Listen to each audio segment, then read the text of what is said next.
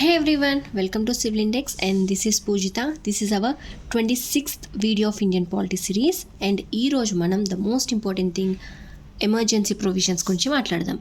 So ఇది articles 352 to 360 వరకు cover అవుతుంది. ఓకేనా? ఇందులో మనకి మెయిన్గా 3 ఎమర్జెన్సీస్ చూడొచ్చు. ఏంటది? నేషనల్ ఎమర్జెన్సీ ఆర్టికల్ 352 ప్రకారం, స్టేట్ ఎమర్జెన్సీ ఆర్టికల్ 356 ప్రకారం, ఫినాన్షియల్ ఎమర్జెన్సీ ఆర్టికల్ 360 ప్రకారం. అండ్ ఈ ఆర్టికల్స్, ఈ రెస్పెక్టివ్ ఎమర్జెన్సీస్ చాలా important. National 352, state 356, financial emergency 360. So ఒక్కొక్క దాని గురించి డీటెయిల్గా మాట్లాడుకుందాం. ఇది మనం ఈ ఎమర్జెన్సీ ప్రొవిజన్ అనే కాన్సెప్ట్ని మనం ఎక్కడి నుంచి బారో చేసుకున్నాం? జర్మన్ కాన్స్టిట్యూషన్ నుంచి. ఓకే, సో ప్రతిదాన్ని ఐ లేడ్ వన్ కంపారిజన్ మేనర్లో రాశాను. సో 3 ఈక్వల్గా నీట్గా చూద్దాం. So emergency article number 352, state emergency article number 356 and financial emergency article 360. Okay, ఏది ఎప్పుడు ఏ గ్రౌండ్స్ మీద ఆర్ ఏది ఎప్పుడు ఎమర్జెన్సీ డిక్లేర్ చేస్తాము అంటే, grounds of declaration for state emergency ఎప్పుడు the security of India or part of India threatened by war, external aggression or armed rebellion. So ఏదైనా war జరుగుతున్నప్పుడు ఆర్ ఏదైనా ఎక్స్టర్నల్ అగ్రెషన్ ఉన్నప్పుడు మన security of India or part of it, ఏదైనా ఒక part, ఇండియాలో ఒక పార్ట్ మన సెక్యూరిటీ అనేది థ్రెటెండ్ అవుతుంది అన్నప్పుడు మనం నేషనల్ ఎమర్జెన్సీ విధిస్తారు. Okay, this is war and external aggression, ఈ రెండింటిని ఎక్స్టర్నల్ ఎమర్జెన్సీ అంటారు. ఆర్మ్డ్ రెబిలియన్ అయితే ఇంటర్నల్ ఎమర్జెన్సీ అంటారు. ఓకే, ఈ ఆర్మ్డ్ రెబిలియన్ అనేది ఇంతకుముందు ఇంటర్నల్ డిస్టర్బెన్స్ అనే వర్డ్ ఉండేది ఒరిజినల్గా. బట్ మనం 44th కాన్స్టిట్యూషనల్ అమెండ్మెంట్ యాక్ట్ 1978లో ఈ ఇంటర్నల్ డిస్టర్బెన్స్ని ఆర్మ్డ్ రెబిలియన్ని రీప్లేస్ చేసుకున్నాం. ఓకే, గుర్తుపెట్టుకుని ఎప్పుడెప్పుడు war, external aggression and armed rebellion, వీటి వల్ల మన India or part of India security అనేది థ్రెటన్ అవుతుంది, దెబ్బతింటుంది అన్నప్పుడు నేషనల్ ఎమర్జెన్సీ జారీ చేస్తారు. అయితే స్టేట్ ఎమర్జెన్సీ ఎప్పుడు? స్టేట్ ఎమర్జెన్సీ ఆర్టికల్ 356 ప్రకారం and state government fails to carry on in accordance with the provision of constitution. So కాన్స్టిట్యూషన్లో మనం మెన్షన్ చేసుకున్న ప్రొవిజన్స్ అనేవి క్యారీ చేయడానికి స్టేట్ ఫెయిల్ అయినప్పుడు, in case of failure of constitutional machinery in state, nothing but స్టేట్లో constitutional provisions మనం అన్నీ రాసుకున్నాం కదా, ఆర్ ఇలా ఉండాలి అని రాసుకున్నాం కదా, ఆ ప్రాసెస్ అనేది దెబ్బతిన్నప్పుడు, అది ఫెయిల్యూర్ అయినప్పుడు, మనం ఆ కాన్స్టిట్యూషన్ ప్రొవిజన్స్ అనేది క్యారీ చేసుకోలేకపోయినప్పుడు మనకి స్టేట్ ఎమర్జెన్సీ డిక్లేర్ చేస్తారు ఆర్టికల్ 356 ప్రకారం. Next financial emergency article 360. Financial stability కోల్పోయినప్పుడు, మన ఇండియా ఫినాన్షియల్ స్టెబిలిటీ కోల్పోయినప్పుడు, ఎనీ పార్ట్ ఆఫ్ టెరిటరీ కోల్పోయినప్పుడు, ఫినాన్షియల్గా మనం దెబ్బతిన్నప్పుడు ఫినాన్షియల్ ఎమర్జెన్సీ వేస్తారు ఆర్టికల్ 360 ప్రకారం. So these are 3 main emergencies which will lay in our India. Okay, so pre condition ఏంటి? వీటికి కండిషన్ ఏంటి? నేషనల్ ఎమర్జెన్సీ వెయ్యాలి అంటే ఏంటి కండిషన్ అంటే, నేషనల్ ఎమర్జెన్సీ వెయ్యాలి అంటే క్యాబినెట్ రిటర్న్ డాక్యుమెంట్ ప్రెసిడెంట్కి ఇస్తారు. ఓకే, నేషనల్ ఎమర్జెన్సీ అంటే క్యాబినెట్ ప్రెసిడెంట్కి రిటర్న్ డాక్యుమెంట్ ఇస్తారు. అదే స్టేట్ అయితే governor will report to president. Are financial emergency అయితే ప్రెసిడెంట్ సాటిస్ఫాక్షన్, ప్రెసిడెంట్కి అనిపిస్తే ప్రెసిడెంట్ వేస్తారు.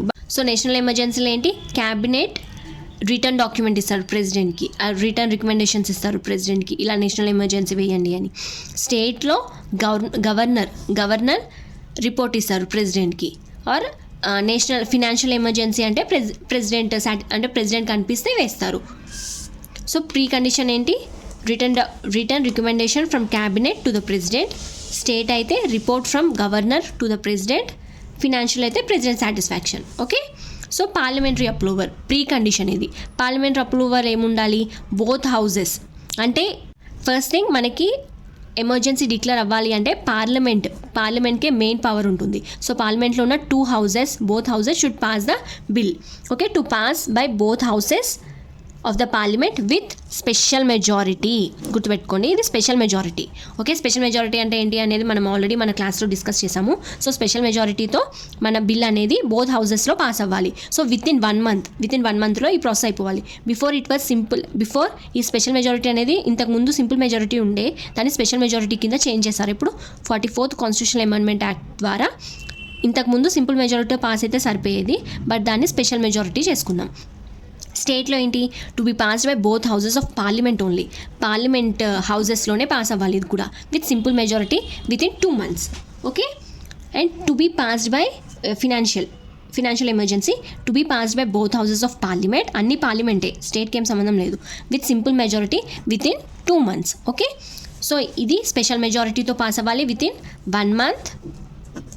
ఆ మంత్ కూడా చూడండి, విత్ ఇన్ 1 month. ఇది సింపుల్ మెజారిటీతో పాస్ అవ్వాలి విత్ ఇన్ 2 months. ఇది సింపుల్ మెజారిటీతో పాస్ అవ్వాలి with in 2 months. Okay, so compare చేస్తూ చూడండి. అండ్ మ్యాక్సిమం డ్యూరేషన్ పీరియడ్, నేను ఎంత ఇప్పుడు మనం పాస్ చేసుకున్నాం కదా, ఇది వ్యాలిడిటీ 6 months మాత్రమే ఉంటుంది. ఓకే, దీని వ్యాలిడిటీ 6 months మాత్రమే ఉంటుంది. సో దాన్ని ఎక్స్టెండ్ చేస్తూ ఉండొచ్చు, అలా ఇన్ఫినిటీ పీరియడ్ ఎక్స్టెండ్ చేయొచ్చు. ఓకే, ఇది కూడా వ్యాలిడిటీ 6 months ఉంటుంది. సో దీన్ని కూడా మనం 3 years వరకు ఎక్స్టెండ్ చేయొచ్చు. ఓకే, ఇది మాత్రం infinity period, national emergency infinity period మనం ఎక్స్టెండ్ చేసుకుంటూ వెళ్ళొచ్చు. బట్ ఇది once validity 6 months. Once pass అవ్వింది అంటే బిల్ 6 months నేషనల్ ఎమర్జెన్సీ ఉంటుంది. బట్ మనం ఇంకా ఎక్స్టెండ్ చేసుకోవాలంటే ఇన్ఫినిటీ పీరియడ్ ఎక్స్టెండ్ చేసుకోవచ్చు. బట్ ఇక్కడ అలా కాదు, 3 years మాత్రమే ఎక్స్టెండ్ చేయడానికి ఉంటుంది మ్యాక్సిమం. అండ్ అది ఇక్కడ అప్రూవల్ అయిందంటే 6 months ఉంటుంది అంతే. అండ్ మ్యాక్సిమం డ్యూరేషన్ ఇందులో ఏం లేదు. Next periodical approval. ఇప్పుడు మనం 6 months అనుకున్నాం కదా, సో నేను ఇంకా ఎక్స్టెండ్ చేయాలి అనుకుంటే చేయొచ్చా అంటే చేయొచ్చు. ఎస్, ఎవ్రీ 6 months ఒకసారి సేమ్ ఈ అప్రూవల్ ప్రొసీజర్ ఏదైతే ఉందో అది చేసుకొని ఇంకా ఎక్స్టెండ్ చేసుకుంటారు. ఎంతవరకు ఎక్స్టెండ్ చేయొచ్చు, ఇన్ఫినిటీ పీరియడ్ వరకు ఎక్స్టెండ్ చేయొచ్చు. సో ఎవ్రీ 6 months సేమ్ ఈ ప్రాసెస్ చేసి అప్రూవ్ చేసుకుంటారు. సో ఇది కూడా అప్రూవ్ చేయొచ్చా అంటే ఎస్, అప్రూవ్ చేయొచ్చు every 6 months by following the same procedure. మరి ఇది చేయొచ్చా అంటే నో, దీనికి అసలు మ్యాక్సిమం పీరియడ్ ఏం లేదు. ఓకే, సో రివొకేషన్ అంటే ఎప్పుడన్నా మధ్యలో ఆపేయాలి అనుకుంటే, ఇప్పుడు ఒక 6 months అని పెట్టుకున్నాం కదా, అంటే పాస్ చేసుకుంటూ ఉన్నాం కదా, సో మధ్యలో ఎప్పుడన్నా ఆపేయాలి అంటే ఆ పవర్ ఎవరికి ఉంటుంది అంటే, నేషనల్ ఎమర్జెన్సీ అయితే president can revoke on his or her own or Lok Sabha passes a resolution to discontinue. Okay, state ఇంకా ఫినాన్షియల్ ఎమర్జెన్సీ ప్రెసిడెంటే చూసుకుంటారు. Okay, this is about the state, national, state and financial emergencies.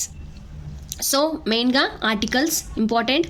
And దేని base మీద మనం like emergency వేస్తాము, pre condition ఏంటి, approval అంటే ఎవరు అప్రూవల్ ఉండాలి, ప్రీ కండిషన్ ఏంటి, ఎవరు అప్రూవల్ ఉండాలి, ఎంత మెజారిటీతో ఉండాలి, అండ్ అది ఎంత మంత్స్లో పాస్ అయిపోవాలి, 1 month 2 month 2 month.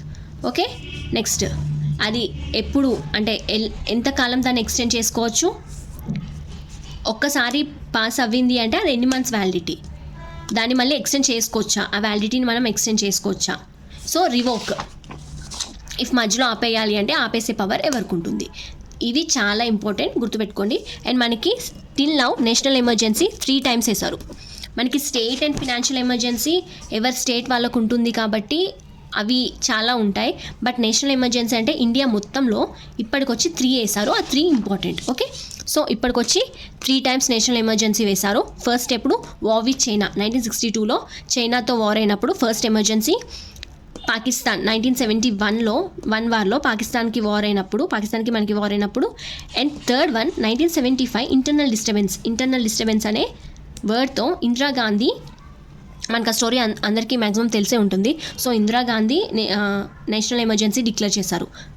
So after this అంటే ఇందిరాగాంధీ అప్పుడు తన పర్సనల్ బెనిఫిట్స్ కోసం నేషనల్ ఎమర్జెన్సీ ఇంటర్నల్ డిస్టర్బెన్స్ అని ఒక పేరుతో వేశారు కాబట్టి అది మిస్యూజ్ అవుతుంది అని దాని తర్వాత 44th కాన్స్టిట్యూషనల్ అమెండ్మెంట్ యాక్ట్ 1978లో దాన్ని ఆర్మ్డ్ రెబిలియన్ చేశారు. ఓకే, ఎన్నిసార్లు నేషనల్ ఎమర్జెన్సీ అవ్వింది అనేది చాలా ఇంపార్టెంట్, 3 times.